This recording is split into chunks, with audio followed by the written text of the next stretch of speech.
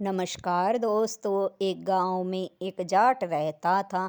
जाट के पास किसी चीज़ की कोई कमी नहीं थी। कई एकड़ ज़मीन थी जिस पर मजदूर काम करते थे। घर में भी किसी बात की कोई कमी नहीं थी। गायें भैंस बाड़े में बंधी हुई थी। हल बैल भी उसके अपने थे। जैसे हल बैल उसके पास थे, सारे गांव में किसी के पास नहीं थे। जाट जो था उधारी पर पैसे भी देता था, लेकिन कोई लिखा पढ़ी नहीं करता था। वह बड़ा ही नरम स्वभाव का था। लोगों से कहता कि जब तुम्हारे पास हो तब वापस कर देना। इस तरह से समय बीत रहा था। पर कहते हैं ना कि समय बदलते देर नहीं लगती। सदा समय एक सा नहीं रहता।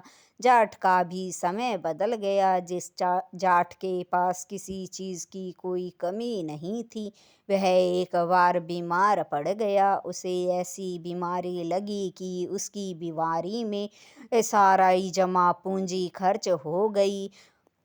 उसे अपनी ज़मीन भी बेचनी पड़ी, लेकिन फिर भी उसकी बीमारी का इलाज नहीं हुआ।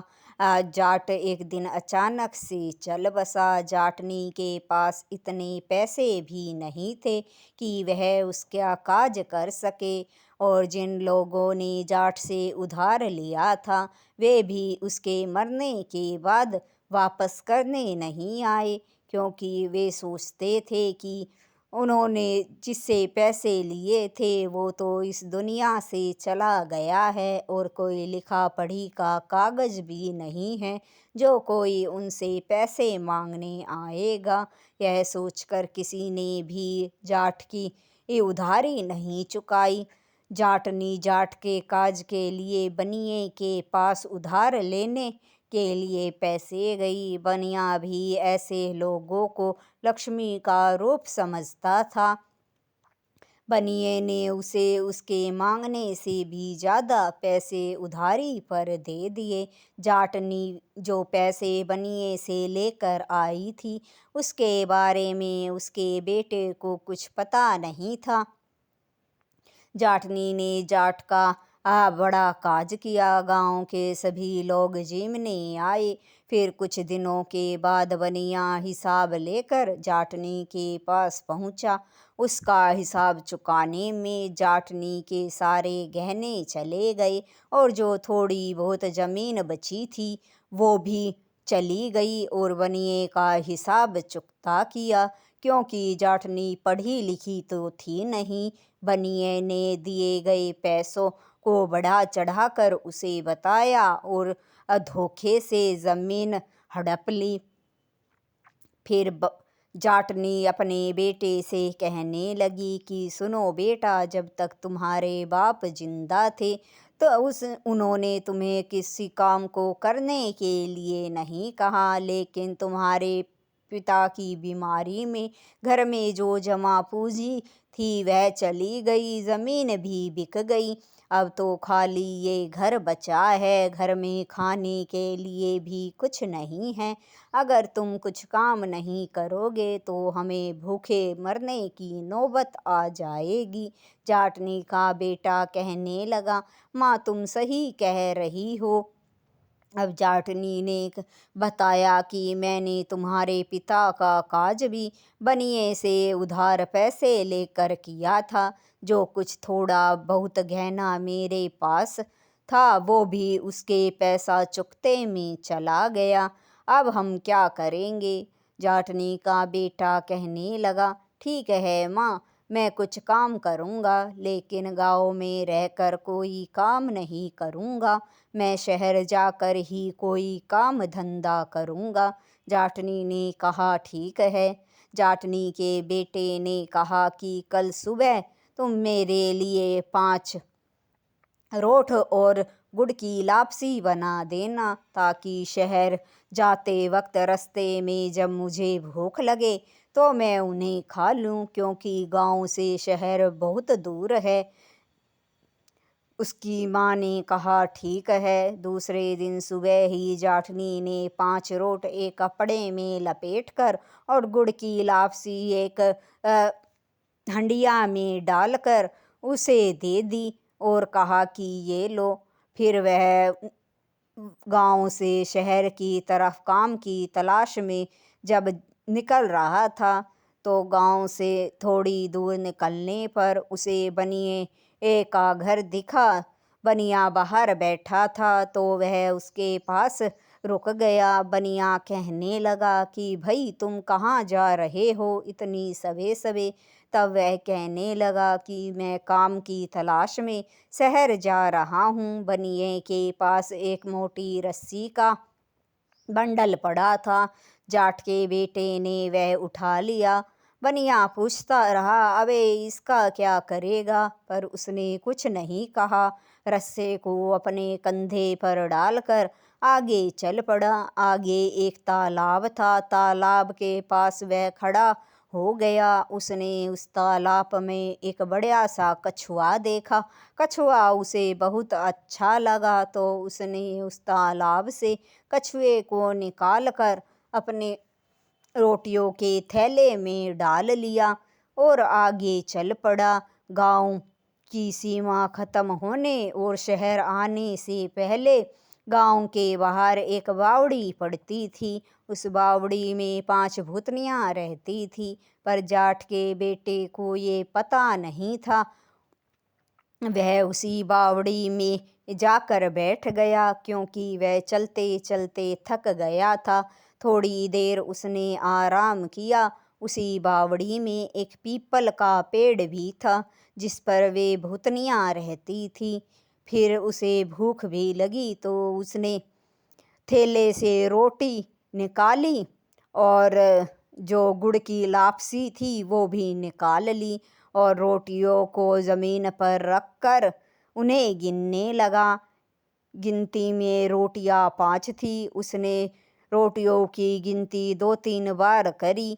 फिर सोचने लगा कि ये तो 5 हैं और शहर अभी बहुत दूर है और मुझे भूख दोबारा लगी और अभी मैंने सारी रोटियां खा ली तो बाद में क्या खाऊंगा। फिर यह सोचता हुआ वह ज़ोर ज़ोर से बोलने लगा 1 खाऊं, 2 खाऊं, 3 खाऊं या फिर 5 को खा जाऊं। ये बात उसने 2 बार बोली। ये बात जब पीपल के पेड़ पर बैठी 5 भूतनियों ने सुनी तो वे घबरा गई कि ऐसा कौन आ गया है जो ये जानता है कि हम 5 हैं और वो हमें खाने के बारे में कह रहा है कि 1 खाऊं, 2 खाऊं या फिर 5 को खा जाऊं। ये तो कोई बड़ा राक्षस लगता है। उनमें से एक भूतनी कहने लगी कि तुम ये कैसे कह सकती हो कि वो कोई राक्षस है। तब वह कहने लगी पर हमें पता कैसे चलेगा कि वो कौन है, क्योंकि आज से पहले इस बावड़ी में कोई नहीं आया। सबको हमारे से डर लगता था, पर आज ये ऐसा कौन है जो बावड़ी में अकेला आ गया और आकर ये सब बोल रहा है। तब एक भूतनी कहने लगी हमें पता लगाना होगा।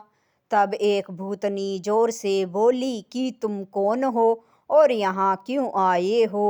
उसकी आवाज़ सुनकर जाट का बेटा एक बार तो डर गया। इधर उधर देखने लगा, उसे कोई नहीं दिखा। फिर दूसरी भूतनी ने दोबारा कहा कि तुम कौन हो और यहाँ क्यों आए हो। फिर उसने ध्यान से आवाज़ को सुना तो आवाज़ पीपल के पेड़ से आ रही थी, पर कोई उसे दिखाई नहीं दे रहा था। वह समझ गया कि इस पेड़ के ऊपर कोई भूत प्रेत है, वही बोल रहा है। एक बार तो वह घबरा सा गया। फिर मन में सोचने लगा अगर अब डर गया तो मारा जाऊंगा, मुझे डरना नहीं है। फिर उसने तेज आवाज़ में कहा मैं क्यों बताऊं मैं कौन हूँ, पहले तुम बताओ तुम कौन हो। तब एक भूतनी ने कहा कि हम भूतनियाँ हैं, तुम यहाँ क्या लेने आए हो। तब जाट के बेटे ने कहा तुम भूतनियाँ हो तो मैं महाभूत हूँ। यह बात सुनकर भूतनियाँ घबरा गई। वे मन में सोचने लगी कि यह तो कोई बड़ा ही ताकतवर लगता है, पर हम कैसे यकीन कर ले कि ये महाभूत है। आपस में बातें कर रही थी। तब उनमें से एक कहने लगी कि हम कैसे यकीन कर ले कि तुम महाभूत हो। तब जाट का बेटा कहने लगा, हाँ तो मैं भी क्यों यकीन करूं कि तुम भूतनियाँ हो, कोई निशानी दो। तब भूतनियों में से एक भूतनी ने अपने सिर से जूं निकाल कर नीचे जमीन पर फेंक दी। उसकी जूं मेंढक के जितनी बड़ी थी। उसे देखकर वह एक बार तो घबरा गया। फिर उसने अपने थैले में हाथ डाला और कछुआ निकालकर जमीन पर फेंक दिया और कहा कि ये तुम्हारी जूं है, तो ये देखो मेरी जूं तुमसे भी बड़ी है। यह देखकर भूतनियाँ चौंक गई कि इसकी जूं तो सच में ही हमसे बड़ी है। फिर दूसरी भूतनी कहने लगी कि हमारे बाल तो उंगली से भी मोटे हैं। यह कहकर उसने एक बाल तोड़कर जमीन पर पटक दिया। फिर जाट के बेटे ने अपने कंधे पर लटकी हुई रस्सी, जो मोटी थी हाथ की कलाई जितनी, जोर से जमीन पर पटक दी, जिसकी तेज आवाज से भूतनियाँ घबरा गई कि यह तो कोई ताकतवर राक्षस है जो हमें यहाँ खाने आया है। फिर उनमें से एक भूतनी कहने लगी, तुम एक मिनट रुको, हमें अभी पता चल जाएगा। फिर एक भूतनी ने अपने मुंह से काला खून निकालकर बहुत सारा जमीन पर डाल दिया। उसे देखकर जाट के बेटे ने फट से सीरे की हांडी जोर से जमीन पर पटक दी। उसका सारा सीरा बिखर गया। जाट के बेटे ने कहा, तुम्हारा तो खून थोड़ा सा काला है, ये देखो मेरा खून इतना सारा और इतना काला है। यह देखकर भूतनियाँ थर थर काँपने लगी, आपस में बातें करने लगी कि यह तो सचमुच हमसे बड़ा महाभूत है और ये हम पांचों को खा जाएगा। हमें कुछ ऐसा करना चाहिए कि ये हम पांचों में से किसी को न खाए। फिर आपस में वे बातें करने लगी कि हम इसे मनाने की कोशिश करते हैं। फिर उनमें से जो एक भूतनी कहने लगी, महाभूत जी, हम मान गए कि आप महाभूत हो, पर अगर आप हम पांचों को खा भी लोगे तो आपकी भूख नहीं मिटेगी। जाट का बेटा कहने लगा, मैं तो तुम पांचों को छोड़ूंगा नहीं। इस पर भूतनी कहने लगी कि हम आपको एक ऐसी चीज़ दे जिससे आपको खाने की कमी कभी नहीं होगी, तो आप क्या हमें छोड़ देंगे? इस पर जाट का बेटा कहने लगा, तुम्हारा क्या मतलब है? तब एक भूतनी ने उसे एक हंडिया दी और कहा कि इस हांडी से जो कुछ भी तुम खाने की चीज़ मांगोगे वो इसके अंदर आ जाएगी। जितना तुम चाहोगे खाने पीने का सामान इससे निकाल सकोगे। यह कभी खाली नहीं होगी। सारी उम्र भी तुम इससे मांगते रहोगे तो भी ये देना बंद नहीं करेगी। इतने तुम जियोगे, तुम्हें भोजन या और किसी चीज़ की कोई ज़रूरत नहीं होगी। यह बात सुनकर जाट का बेटा मन में तो बड़ा खुश हुआ। फिर कहने लगा, मैं इसे क्यों लूँ? तब पांचों भूतनियाँ उससे हाथ जोड़कर मिन्नतें करने लगी कि आप इसे ले जाइए और हम पांचों को छोड़ दीजिए। ज़्यादा मिन्नत करने पर जाट का बेटा हंडिया को लेकर खुशी खुशी वापस अपने गांव की तरफ चलने लगा। फिर गांव में थोड़ी दूर चलने पर वह रुक गया। फिर सोचने लगा, अगर मैं अभी ही गांव वापस जाऊंगा तो गांव वाले मेरा मजाक उड़ाएंगे कि शहर गया था कमाने, इतनी जल्दी वापस आ गया, और वो बनिया भी तो मुझे रास्ते में मिला था, वह मुझसे पूछकर मेरा मजाक उड़ाएगा। इसलिए मैं रात होने का इंतज़ार करता हूँ। रात होने पर ही घर की तरफ जाऊँगा और माँ को इस हंडिया के बारे में बताऊँगा। यह सोचकर वह आगे जाकर एक पेड़ के नीचे बैठ गया और शाम होने का इंतज़ार करने लगा। जब शाम हो गई तो वह अपने घर की तरफ जा रहा था। रास्ते में बनिए का घर पड़ता था।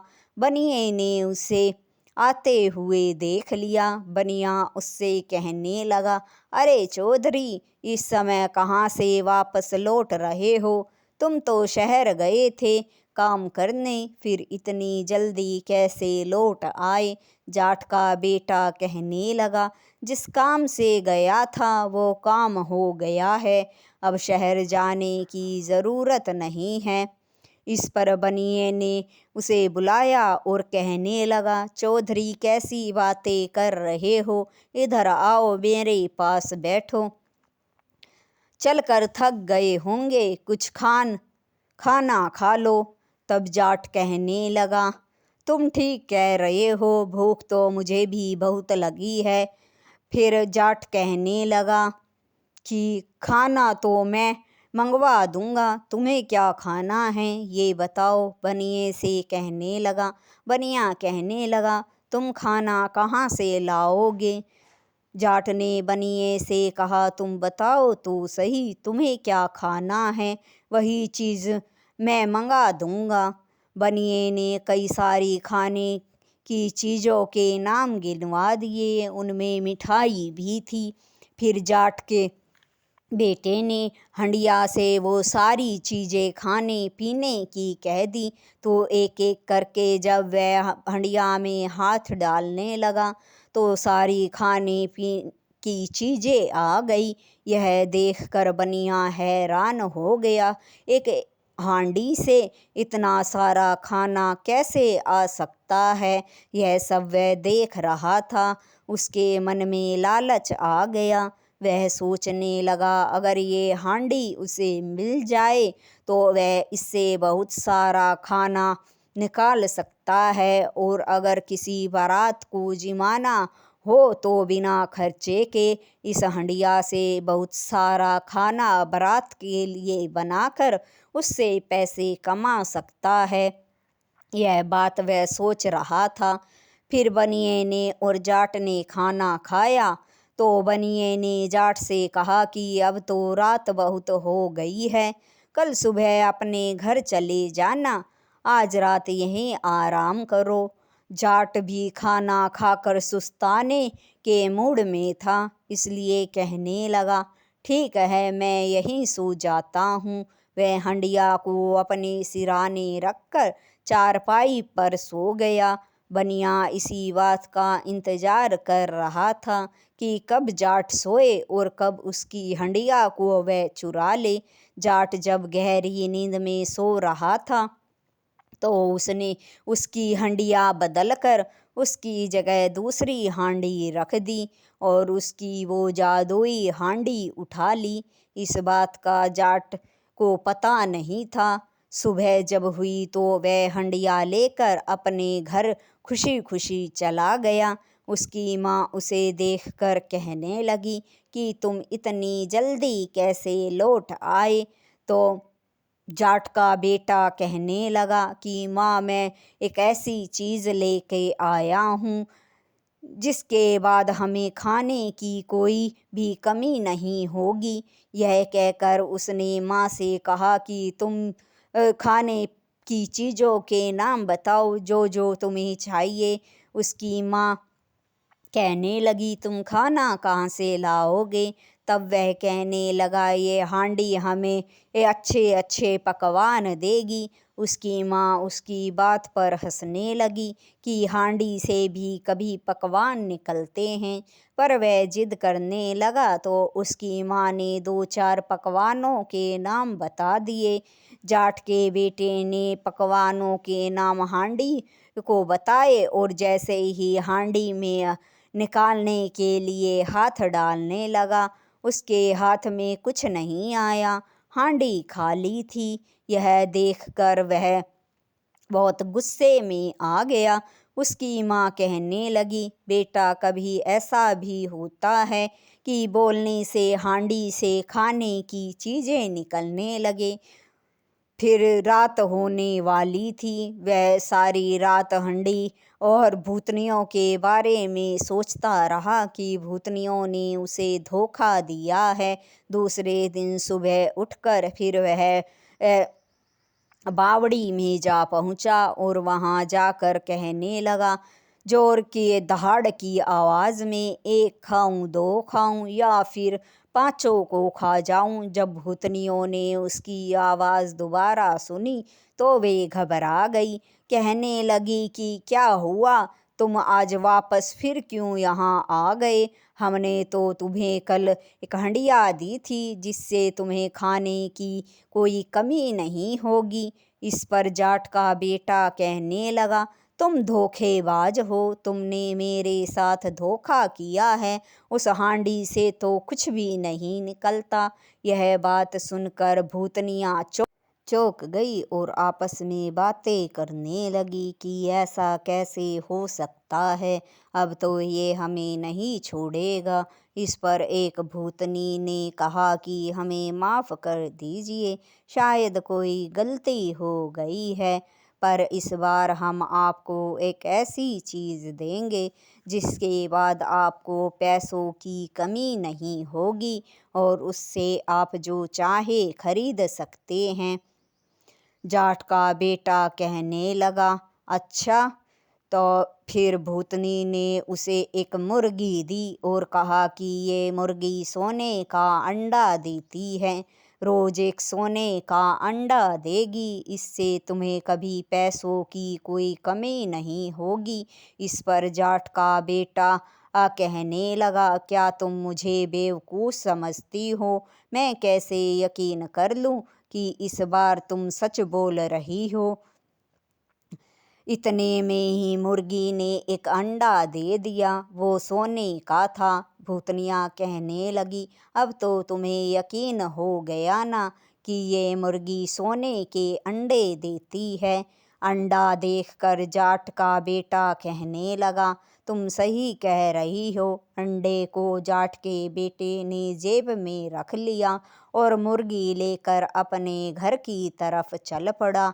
बनिया जो था रास्ते से जा रहा था, उसने जाट के बेटे के हाथ में मुर्गी देखी तो उससे कहने लगा क्यों भाई चौधरी, ये मुर्गी कहाँ से लाए हो, एक चौधरी के हाथ में मुर्गी अच्छी नहीं लगती।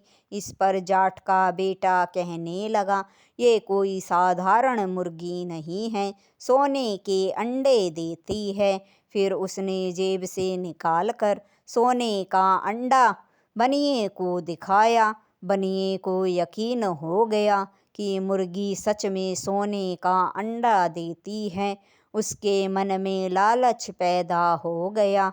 वह बहला फुसला कर जाट के बेटे को अपने घर ले गया और कहा कि आज तुम यहीं थोड़ी देर आराम करो, फिर घर चले जाना। जाट का बेटा उसकी बातों में आ गया और वहाँ चारपाई पर पैर पसार कर सो गया। उसके सोते ही बनिए ने मुर्गी बदल दी, जादुई मुर्गी की जगह साधारण मुर्गी रख दी। इस बात का जाट को पता नहीं चला।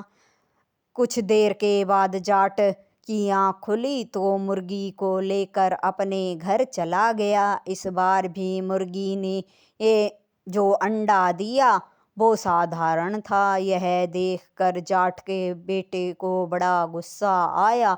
फिर वह वापस उल्टे पांव बावड़ी में जा पहुंचा और जोर से बोला कि तुम धोखेबाज हो, तभी तो तुम भूतनिया हो, तुम पर यकीन नहीं किया जा सकता है। अब मैं तुम लोग को नहीं छोड़ूंगा।